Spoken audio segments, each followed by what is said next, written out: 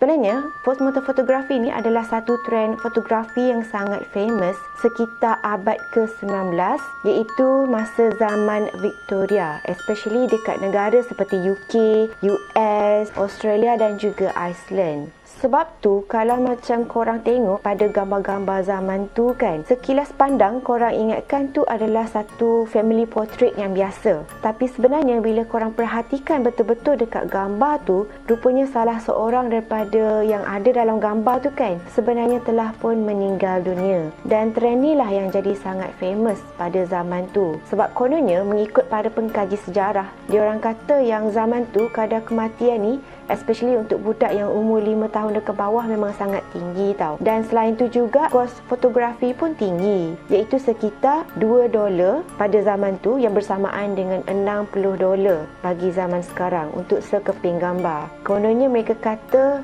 nak bergambar kan macam mahal. Jadi that's why lah diorang macam ambil peluang sekali je seumur hidup untuk ambil gambar sebagai kenangan dengan si mati ni tadi. Posing semua mayat tu mestilah macam seakan-akan masih hidup. Dan banyak kes yang macam baby tau, dia letak dalam bakul, datang rumah fotografer, lepas tu minta fotografer tu untuk ambil gambar baby tu. Maksudnya baby tu dah matilah macam tu. Cuma katanya diorang mesti ambil gambar dalam masa 24 jam selepas si mati tu meninggal. Sebab kalau lepas daripada 24 jam kan, memang sangat susah untuk fotografer tu tadi adjust dia punya position semua. Sebab yelah kan, dah mati, mayat tu macam mengeras, lepas tu macam mengeluarkan bau yang busuk semua kan. So that's why diorang kena ambil gambar cepat-cepat. Dan antara kreativiti yang paling penting yang diperlukan oleh fotografer pada masa tu ialah selain daripada diorang macam reti ambil gambar, diorang juga kena ada macam skill lah untuk buat mayat tu tadi nampak sehidup mungkin. Korang bayangkan untuk membuatkan mayat nampak macam orang masih hidup. Sebab itulah diorang akan buat posisi mayat tu nampak macam tengah berdiri, tengah duduk, macam pandang kamera. So biasanya diorang akan macam ikat mayat tu tadi dengan besi tau, ataupun dawai dekat kerusi ke. Dan bila kita tengok gambar tu, mula-mula kita macam tak perasan tau. Tapi kalau yang macam orang lain pandang kamera, tapi macam ada salah seorang tu macam pandang ke lain je, biasanya yang tu lah yang dah mati.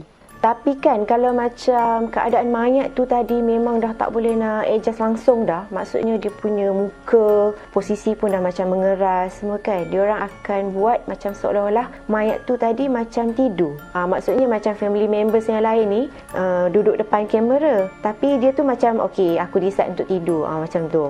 Walaupun trend ni memang sangat popular pada zaman tu, tapi dalam sekitar tahun 1890 macam tu, ataupun hujung abad ke-19, trend ni pun macam makin lama makin merosot. Daripada gambar bersama dengan mayat, orang tukar trend tau, kepada trend macam ahli keluarga ni pakai baju serba hitam, lepas tu macam meratapi kematian si mati ni tadi. Sebab itulah gambar masa tu juga korang akan nampak banyak gambar-gambar macam perempuan pakai baju hitam, lepas tu guna sapu tangan, lap air mata, macam tu. Ataupun ada juga gambar macam sekitar majlis pengebumian, ataupun mungkin gambar keranda je ke. Okey, maksudnya diorang tukar daripada gambar bersama mayat dengan gambar tak ada mayat dah. Dan kemudian lama-kelamaan sekitar tahun 1920-an macam tu, trend ni pun macam terkubur terus. Sebab masa tu pun dah banyak kamera yang dikeluarkan. Okey, maksudnya dah tak berapa nak mahal sangat. Orang dah macam boleh mampu untuk ambil gambar. So that's why lah trend tu pun jadi macam terhapus macam tu je. Cuba korang bayangkan kalau korang ni salah seorang daripada fotografer pada zaman tu. Tiba-tiba kan orang datang untuk macam ambil gambar. Lepas tu bila korang macam secis mayat yang tadi tidur, sekali macam korang nak buat apa?